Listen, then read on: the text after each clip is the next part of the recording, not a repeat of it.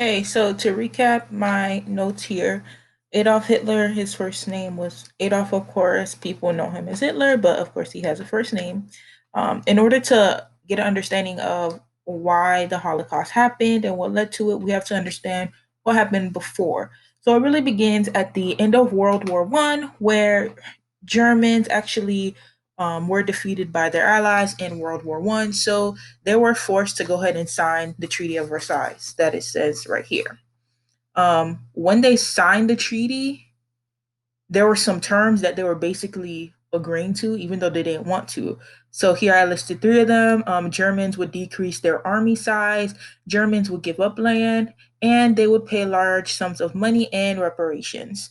So all these things basically weakened the already weak government because they are making their army less strong. They're giving up land, they're paying money. So, of course, it led to a weakened government. So, at that point, Germans were not sure about their economy, they were worried. And that's pretty much where Hitler kind of came and grabbed the people's attention because people, think about it in the natural, like just like right now, people, especially like with this coronavirus going on, people are worried, people are getting very anxious. I mean, if there's someone promising you something and you're already like desperate pretty much, you're probably going to believe them.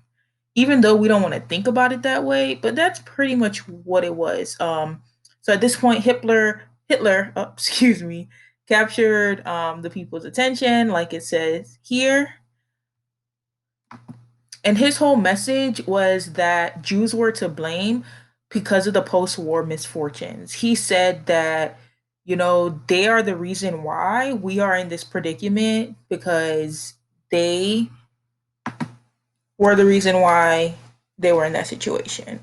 Moving forward, he basically promised that Germany was going to return to greatness, right? Think about the coronavirus, like I already said. Someone coming up to everyone saying, "Oh my gosh, I found a vaccine. Like we're going to restore the US. We're going to be able to go outside again." And imagine that. And imagine people believe it and maybe this person doesn't even have a vaccine, right? So that's similar to what was going on. Not quite, obviously, but just to kind of give you a comparison so it might be easier to understand. So this is how he continued to gain fame and power. Um, at some point, Hitler did go to jail because he tried to overthrow the government along with the Nazi Party as they were like growing. But after he got out of jail, people knew him already because of the fact that he did go to jail, and he was already kind of in, like, people knew him, so he had some fame. So him going to jail just made it better for him, really. So at some point, Hitler was appointed as chancellor by the president at the time, right? Since he couldn't become the president figured, let's make this guy the chancellor, thinking that he had good intentions.